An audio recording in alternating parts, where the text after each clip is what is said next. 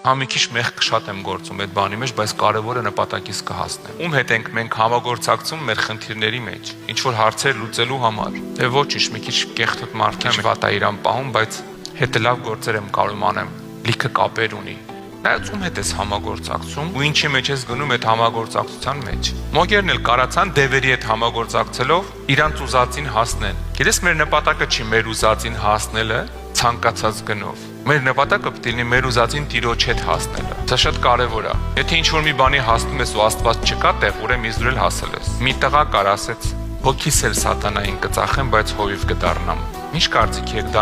դարավ։ Մի քանի տարի տևեց, բայց դարավ։ Բայց գիտեք ինչ եղավ։ Մի տարվա մեջ խայտարակ եղավ, ամեն ինչ խառնեց իրար ու փախավ կյանքից։ Երկրից էլ եւ այլը։ Ում հետ ես համագործակցում։ Սա հովիվ դառնալը նպատակ չի սիրելիս։ Եթե ինչ որ նպատակի հասել ես, անգամ հոգեոր, բայց Աստված հետը չի ումա պետք է նպատակը։ Դες գրածա մոգերն էլ կարացան անեն, բայց իրանք Աստծո հետ չէին։ Մենք շատ ուշադիր պետք է լինենք, հոգեոր մարդիկ ենք, ում հետ ենք համագործակցում մեր ծրագրերին հասնելու համար։ Դե ոչինչ, մի քիչ ծուռա, բայց ոչինչ։